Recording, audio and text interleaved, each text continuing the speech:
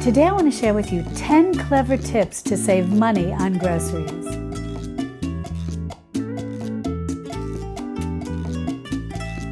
Hi sweet friends, I'm Mary and welcome to Mary's Nest, where I teach traditional cooking skills for making nutrient-dense foods like bone broth, ferment, sourdough, and more. So if you enjoy learning how to be a modern pioneer in the kitchen, consider subscribing to my channel.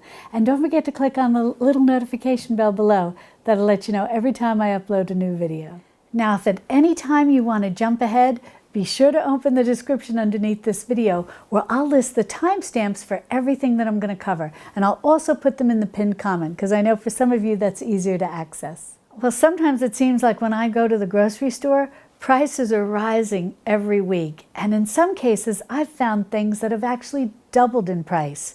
So we need to be really clever when we go shopping, and we need to use our skills, our budgeting skills, to get the best buys that we can on the items that we need. Now, the first tip that I want to talk about is bulk buying, and I want to talk about the pros and cons. The most important thing to keep in mind when you're looking at items that are sold in bulk is if, number one, are they good quality items, comparable to items sold in smaller packages? They might be the same, but they also may not be.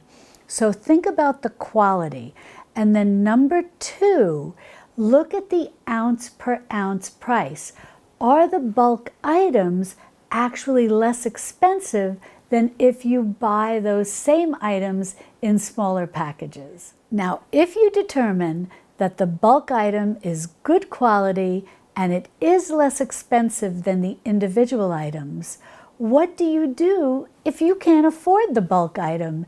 Because bulk items are going to be more expensive in terms of the bottom line price than their smaller counterparts. So what do? Well, I want to share something with you that my girlfriends and I used to do back in the days when I was homeschooling. If there was a particular bulk item that we wanted to all buy, but that individually our budgets didn't allow us to buy, we would all go in together. And then we would all give our money to one person who was then in charge of buying the bulk item. This was not uncommon when it came to buying bottles of cod liver oil. Sometimes it wasn't necessarily just a bulk item, it was a case of items because there were significant discounts given for cases of items. And in our case, we all wanted different amounts of bottles of cod liver oil, but alone, none of us could afford to buy a whole case of cod liver oil. Not to mention we had to keep the expiration date in mind. So we would all chip in, one lady would order the case, and everybody would give her the money, and then she would divvy up to everybody whatever amount of cod liver oil they had, or numbers of bottles that they had ordered. So that was a wonderful way to buy in bulk when it came to cod liver oil and get a good discount. But you can do the same with rice and beans and whole grains. We often did this with whole grains. If we all wanted to buy einkorn or we all wanted to buy spelt, but none of us could afford individually to buy 50 pounds of whole grain spelt or 50 pounds of whole grain einkorn, we would again just all chip in, and then we would get together on a Saturday morning and make some various traditional foods, and we would divvy up and seal all of our packages of the for example, whole einkorn grain, and then we would go home. We would often just Ziploc them temporarily at approximately like 1 pound packages, and then we would all go home and store our grain in whatever way we stored, whether in buckets or Mylar bags or so on and so forth. However, what if you don't have a social circle already put together where people are willing to do this? This was something that someone raised in comments to me when I had mentioned this before, and I thought that was an excellent point. Well, there are different things that you can do. sometimes you might have a traditional foods group in your community, and you could go to one of their events and you could meet other like-minded people who may like to buy the same things as you do in bulk, and then you could just form your little social circle from those people. Like, for example, Nourishing Traditions, the book that I really enjoy reading, that was written by Sally Fallon. Well, that organization that she runs, the Weston A. Price Foundation, which is named after the doctor who actually was a dentist, whom she based her Nourishing Traditions book on. But whatever the case may be, they also have a publication that comes out quarterly called Wise Traditions. And in the back of Wise Traditions, it lists all the chapters, not just here in the United States, but around the world, of like-minded people who like to cook the Nourishing Traditions way. And they have get-togethers. There's usually a contact, an email, and a phone number. You can contact that person to see if there's going to be any upcoming events. Or you could say, I'm looking for people to whom I want to buy whole einkorn grain, for example, in bulk. Do you know of other people who may be interested in doing this with me? And so on and so forth. So you can search out people who are like-minded like you and then create your own little buying circle. You can also, if you have a little community library in your area and they allow you to post things, or maybe you have a church that has a bulletin board and allows you to post things, you could post something on one of those bulletin boards. It's kind of an old-fashioned way, but it's a very localized way, seeing if people are interested in buying in bulk with you.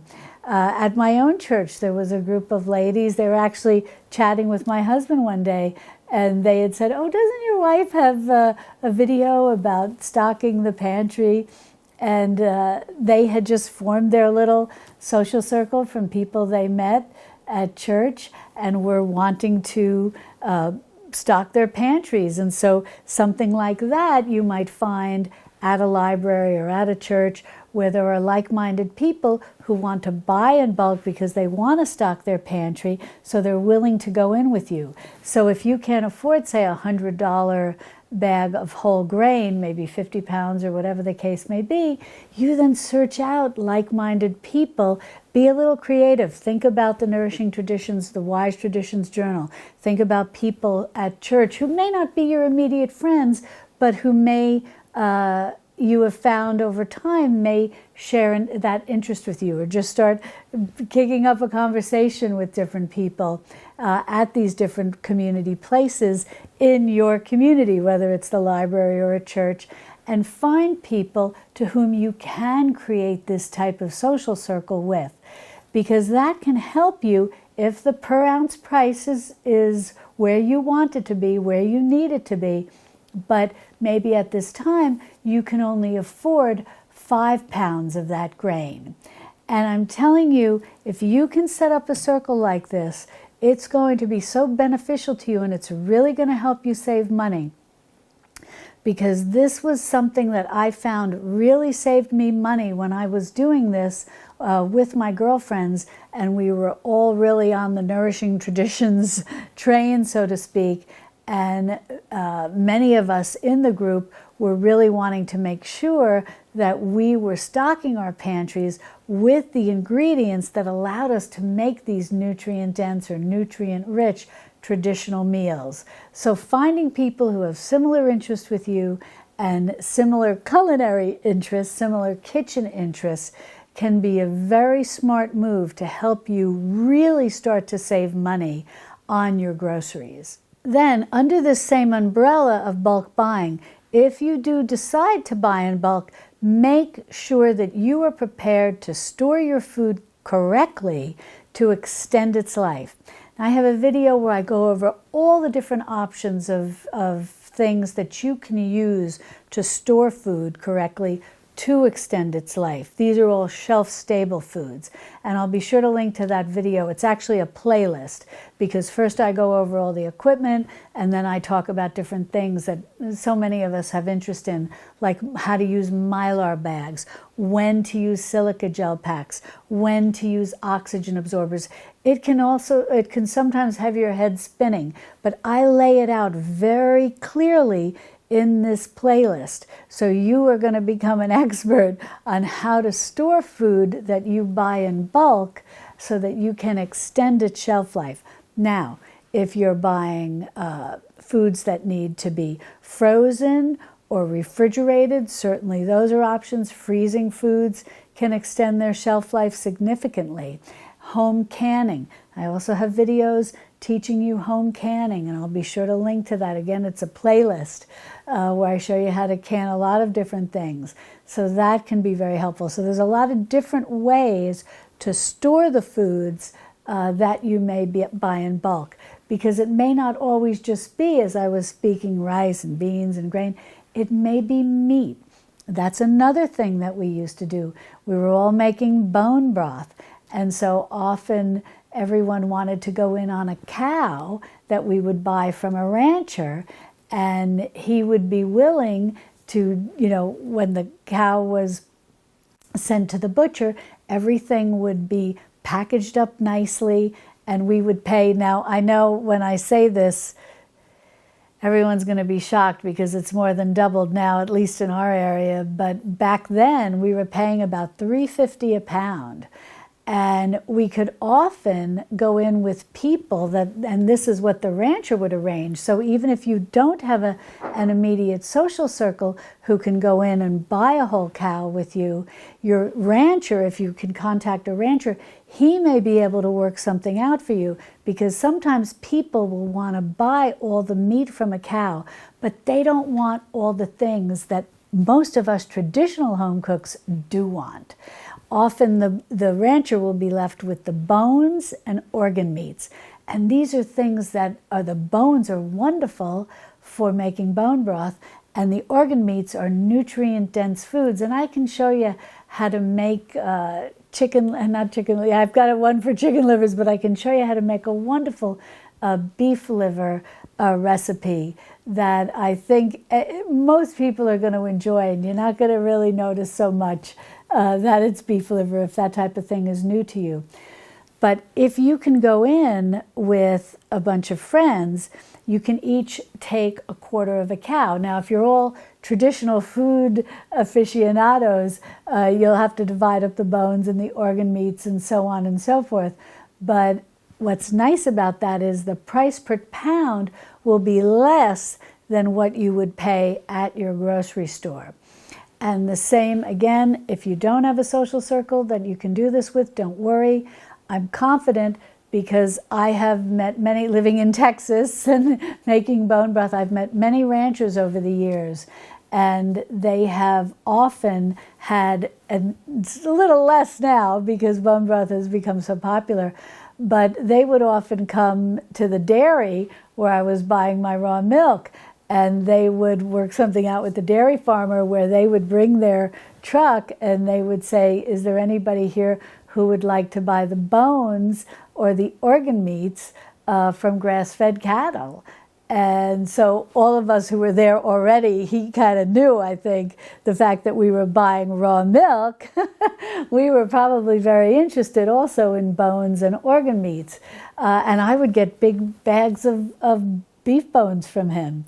And so there's always some way. You just need to be clever, and you need to think about these sources, and you need to contact dairies and ranchers and so on and so forth. And maybe people are raising chickens and they'll sell the chicken meat in bulk, or they'll sell the eggs in bulk. So always be thinking, where can I go other than just the grocery store to buy foods that are going to be more reasonable so I can save on groceries, but at the same time be getting nutrient-dense, nutrient-rich traditional foods. Now, number 2, when you shop at your grocery store or multiple grocery stores, whatever the case may be, you need to learn those stores. Now, what do I mean by learn those stores? You need to learn the days when they mark down food. Now, of course, there are always the clearance sections, and there definitely are certain days over other days when those clearance sections are going to be better stocked than on other days. And you really need to just start visiting your grocery store to start learning when those days are that the clearance section is stocked. Now, I'll just tell you in generalities, early Monday morning is going to be a good time at most grocery stores to not only check your clearance section, but to also check your fresh and frozen foods for markdowns, because the grocery store has gone through the big weekend rush, and now they're going to be preparing for when they get their new foods in, maybe Wednesday or Thursday. Often in my grocery store, it's Wednesday when they start restocking the shelves. So early Monday morning, you may find a lot of markdowns. It's often the time when I have found chickens for 25% off. Now, they may have a sell-by date that day or the next day, but it doesn't matter to me. I'll bring them home and I'll put them in my freezer. So I'm stocking up when there are markdowns. And sometimes the markdowns are even better than 25%. Sometimes they're 50% if they need to move something really fast. And often in the produce section, they'll bag up, at least at my grocery store, and this is what you need to do. You need to go to your grocery store, take a week where you kind of just pop in every day if that's possible and see what exactly is going on at your grocery store. But my grocery store will pack up fruits and vegetables that are a little imperfect and maybe getting a little past their prime, but they'll mark them down 50%. So I'll just come home and wash them up and cut them up, make a fruit salad, depending on what type of fruit or vegetable they are, maybe do a quick blanch, maybe put some things in my freezer. But what a savings I'm getting. 25% on chicken and meats. Sometimes it'll be ground beef, sometimes it'll be steaks, sometimes it'll be chicken, sometimes it'll be produce, and it's often anywhere starting at 25%, going all the ways to 50% off. I just got some wonderful mozzarella cheese, the little balls that are fresh mozzarella, and I think I have them in my fridge. I think I got them for 25% off, or maybe even 50%, but they were not expiring for a few days out. So I'm able to use those in a salad. It's summertime right now. I've got some fresh basil. I've got some Roma tomatoes. I'm going to slice that up with the mozzarella, put a little olive oil, a little balsamic vinegar, and I got that for such a reasonable price because normally fresh mozzarella is very expensive. So it's just learning the trends, so to speak, learning the rhythms in your grocery store.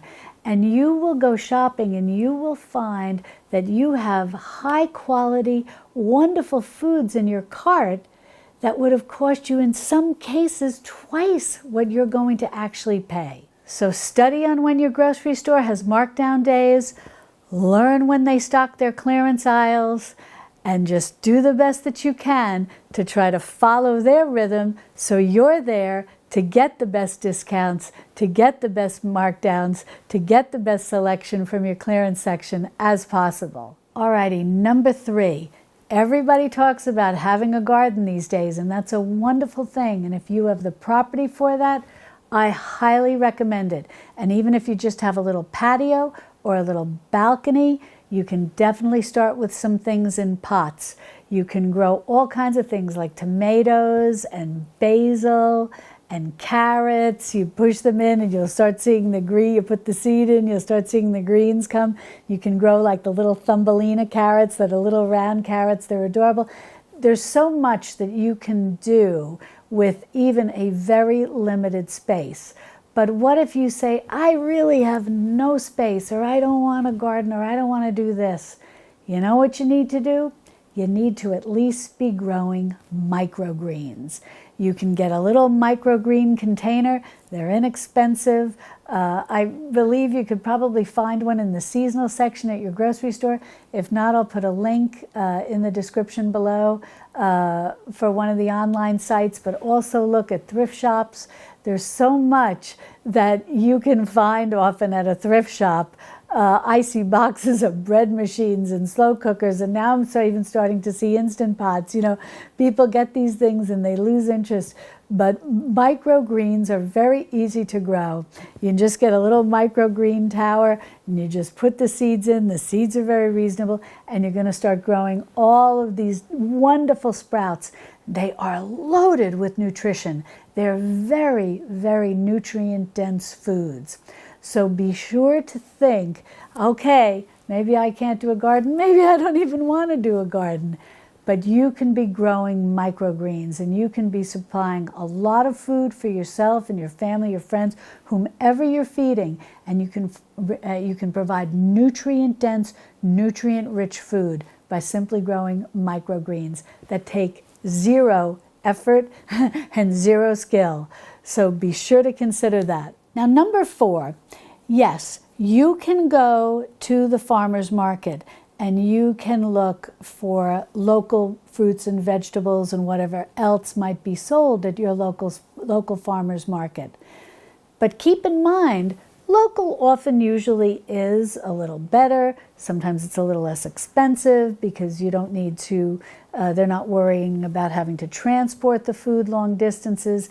However, you're going to get your best buy at the farmer's market if you buy what's left at the end of the day. And often there's many very good things left at the end of the day, but the farmer has no desire to have to truck all that back home, and he would rather sell it. And sometimes he may even have imperfect foods that he's been putting aside as people have been going through his produce or whatever the case may be, and he may be putting that aside as stuff that, you know, maybe he'll feed to his animals or whatever the case may be, but it's perfectly fine food. And so you could go to the farmer at the end of the day and say, you know, could you sell me a case of this or a case of that or some of your imperfect food? I am 100% confident that you are going to get a much better buy than if you were there first thing in the morning. You just need to be flexible, and you just need to be willing to buy food that maybe you're not 100% familiar with, but during these times, what do I always tell you? Experiment, try different foods, learn to adjust your palate to getting used to tasting foods that you're not familiar with. This is very important when food is expensive, and sometimes the foods we're used to may simply not be available. Look at how many things are out of stock often.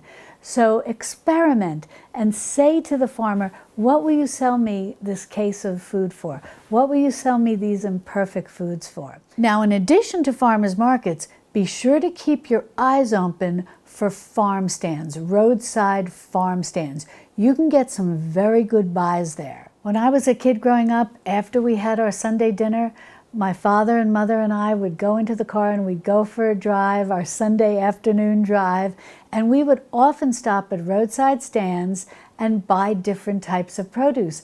This was not uncommon, and often people would just have a garden and they would just set up a table on the corner and they would sell their various produce for very affordable prices. And you might say, oh my, that was Mary, that was so long ago, nobody does roadside stands anymore. They actually do. And I think I've shared this with you in the past, that my son and I would drive down Highway 71, which is out here in the hill country, and people would have roadside stands.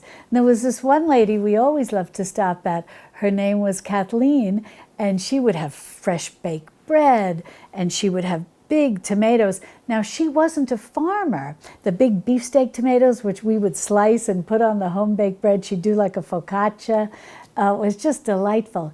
Now, she was not a farmer, but she just liked to garden, and she would garden on a big farm. The man gave her a little plot where she could grow vegetables for her own, fruits and vegetables for her own family, but she would always have extra. So she'd set up this little farm stand, and we would love to stop. She would have so many wonderful things. She'd also make homemade jams and jellies, and she'd have those for sale, and they were very reasonably priced. So if you live in an area where you think that there may be farm stands, especially farm stands that are offered simply by small gardeners, as opposed to maybe big fancy farm stands, definitely stop. When you see people with these little roadside stands, stop and see how their prices are. You might find that you'll get some good bargains. Now, before we leave this topic, I just want to mention something back talking about the farmer's market.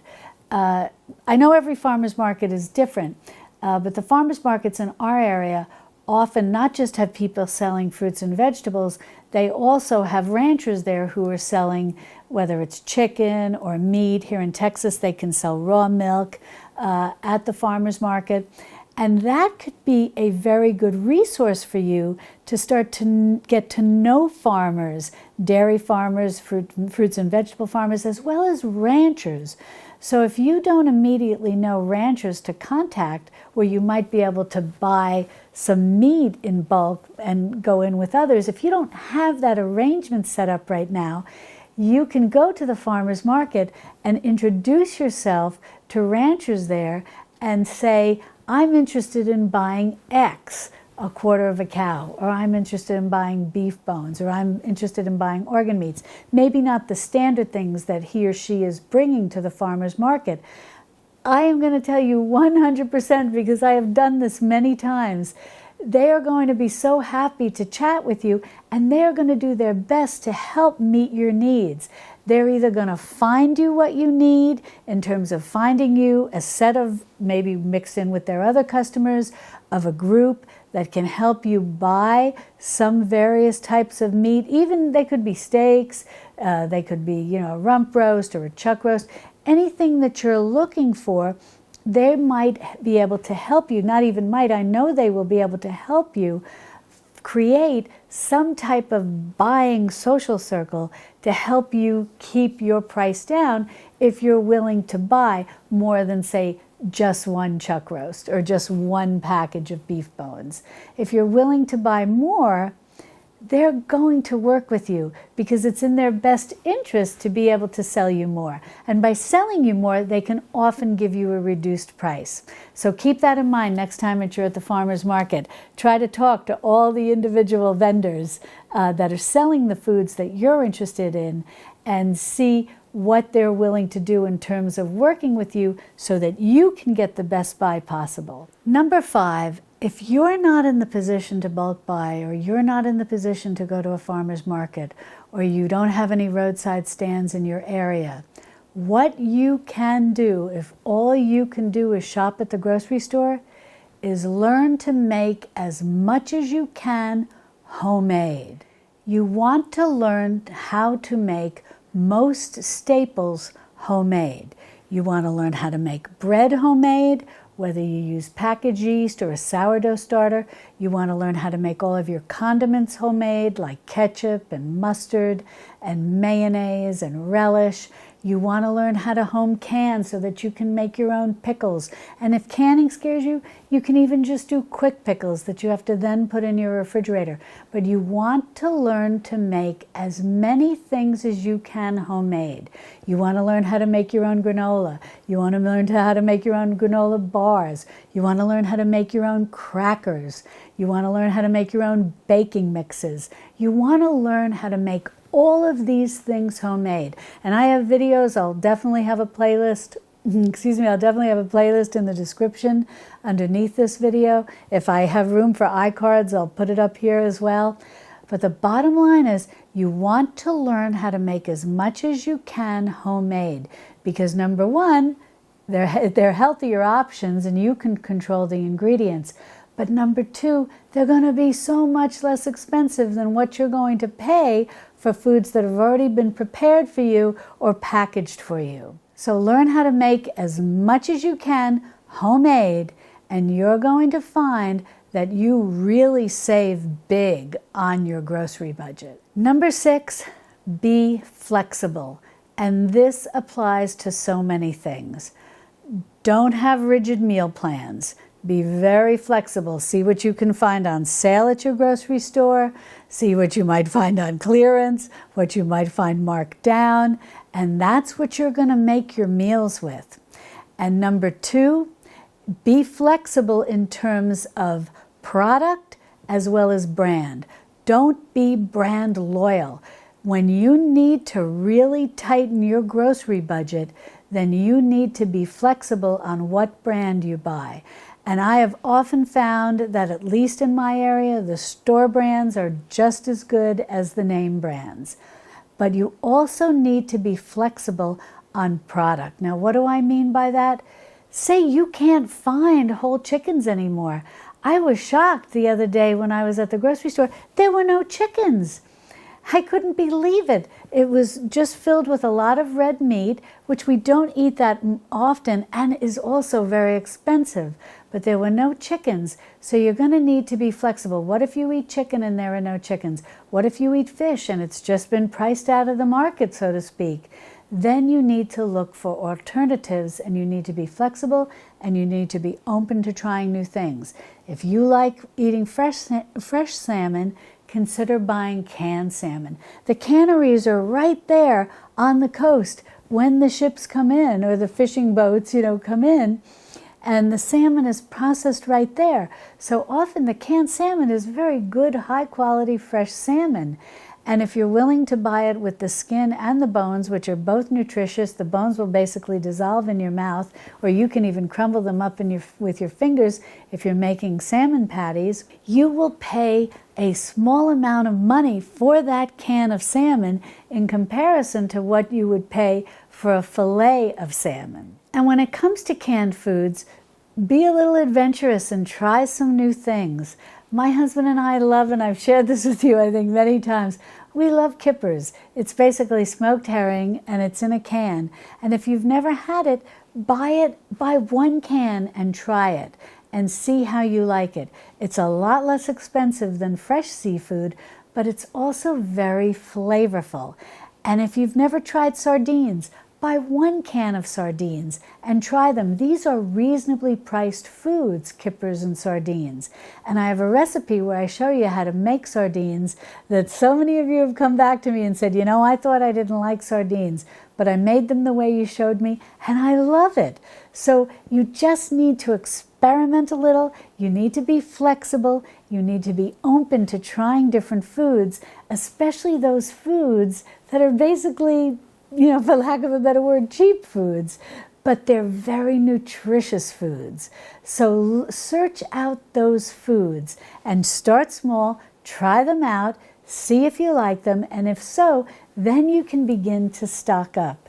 And really, now is the time to do this, because many economists are saying that come October, we're going to be seeing significant price increases in our food based on what's going on right now for farmers, because the prices we're looking at now is based on what they went through in the spring, and the prices we're going to see in the fall are based on what they're going through right now. And what they're going through right now are some very difficult times in terms of getting fertilizer and getting trucks to transport the food, and the price of gas, and so on and so forth. So if you try kippers and you like them, start to stock up. I remember when kippers used to be 98 cents a can, and they've already jumped to $1.98 a can, and people are discovering them. And they're seeing how much they like them and how high they are in protein. And so when I see them, I buy a can or two, because many times they're out of stock already at my grocery store. So be flexible, be open to trying new things, be open to trying different brands, and you will definitely see the effect on your grocery budget, because you're going to probably be buying things that are less expensive than things that you've bought in the past. So be flexible. Number 7, for the most part, you want to stop buying paper plates and paper napkins. There are some exceptions which we'll talk about, but basically what you want to do is stop buying those items and instead eat off of regular plates and use cloth napkins. Now, if you don't have any china plates or plastic plates, don't worry. You don't have to go out and buy all this stuff new at some sort of fancy kitchen store. You can pop over to a thrift shop. Plates are a dime a dozen, and they often have cloth napkins too. So you can do one shopping trip and get your plates and your cloth napkins. And the nice thing about cloth napkins is you can use those for a couple of meals unless it's a very messy meal or unless you have children eating who maybe have made a big mess with them. But all you need to do is corral those cloth napkins into a little bin, and then when you wash your dish towels, just wash everything together. And you don't have to worry about ironing them or being fancy.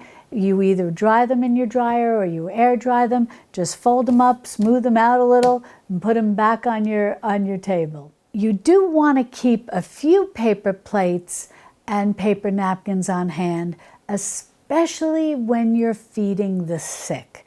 It's just a lot easier. You're often very busy when you're caring for someone who's sick. And yes, you could definitely serve them with a regular plate and a cloth napkin, but you need to be very careful about contamination of germs.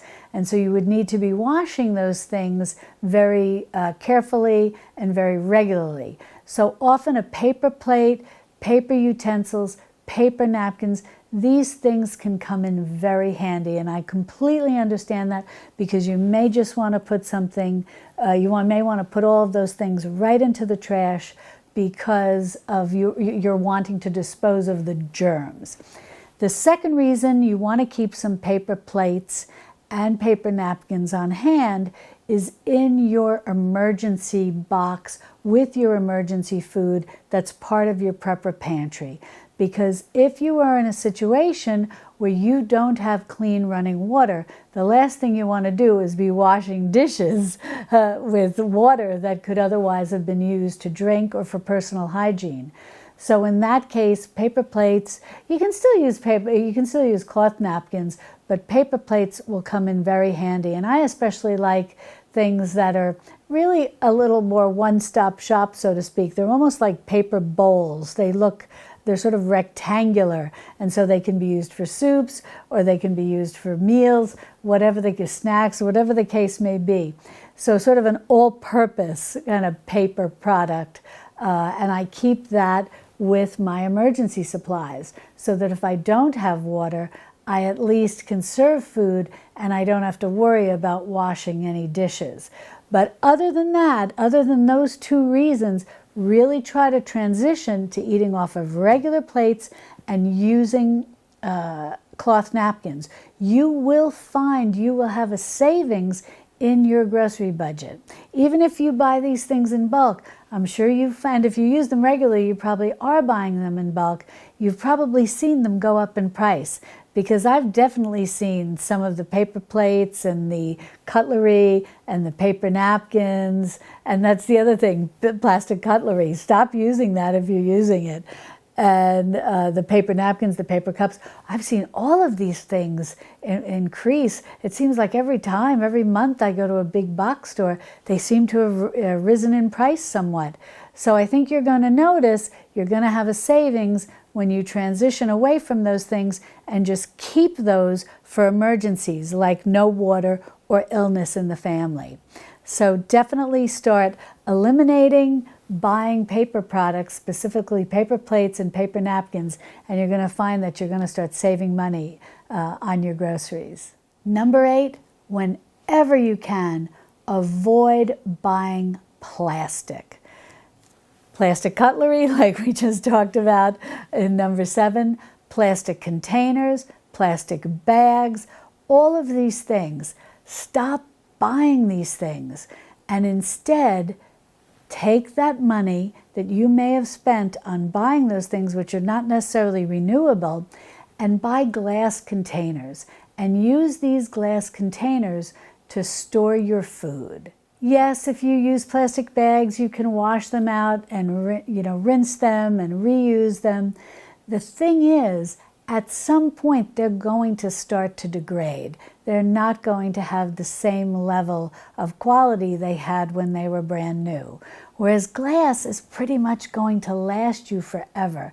especially if you get the glass containers that also have the glass tops. Now, they may not be those air-locking ones. Those are often plastic, and you can certainly have some of those. But glass containers are basically going to last you a lifetime. And like with the plates and the cloth napkins, you can usually find various types of glass containers at thrift shops, and it'll run you less than if you have to buy them new. But if you find that you start phasing out all of the plastic bags and plastic wrap, like for example, I have one roll of plastic wrap that I use for various type recipes, but it lasts me forever because I use very little of it. So I understand that you may want to have like one box of plastic bags and one roll of plastic wrap for various unusual jobs. But for the most part, if you find you really pull back on using those type of things and you just start using alternatives that are renewable and can be reused in a way that they're not going to degrade, you're again going to find that you're going to have savings on your grocery budget. Number 9, if you are buying protein powders or collagen powders or whatever the case may be, just stop. These are very expensive and you don't need them. You can buy yogurt or even make it homemade, which is even better, and you can strain your yogurt and make like a Greek yogurt with that strained yogurt, and then you have probiotic-rich whey. That's known as cultured whey, and that is the most nutritious whey that there is. And often the whey protein powders that are sold are made from whey that's byproducts of other things, and often maybe it's been heated and dried, and it's not as nutritious. But you can just strain your yogurt, don't buy Greek yogurt, and start making your own yogurt. I have a video where I show you how to do that. Take your homemade yogurt, strain it, you'll have your Greek yogurt. You can make a lot of things. You can also make a homemade cream cheese, like a mock cream cheese. I show you how to do that with a homemade yogurt. And then you have this wonderful whey. You can drink it over ice with some seltzer. You can add it to smoothies. You can do anything you want with that. And it's very nutritious and it's probiotic rich. So stop buying whey things. And stop buying these collagen bone broth powders, whatever they call them. They're like $40. It's ridiculous. If you stop buying those things, you're going to see a significant savings in your grocery budget. Instead, make bone broth. And you might say, oh, Mary, but the beef bones have gotten so expensive. You don't need to make beef bone broth. You can make chicken bone broth from the carcass of a chicken. So, Mary, I can't even get a whole chicken to make chicken bone broth, because you're going to buy that chicken, roast it, and then you're going to have the carcass and make the bone broth. But you're saying, I don't even have a whole chicken. Don't worry about it. You know what you can do? This is the cheapest, most collagen-rich bone broth you're ever going to make. You're going to buy a package of chicken feet, or as they're often called, chicken paws. I just saw tons of them at my grocery store this past weekend. And you know what? They're like $2.99 for a big package. And they also had turkey, they had chicken backs or chicken necks, also very cheap. They also had a combination pack of turkey parts, but like the backs and the necks, all these different things, very reasonably priced. Make bone broth from that. And then you might say, oh, well, Mary, that's fine if I'm home. I can drink the bone broth. You can also add bone broth to smoothies. I have a video on where I show you how to do that, and you're never going to notice the taste. But you say, oh, it's not so easy for me to transport. I like my powders. You know what?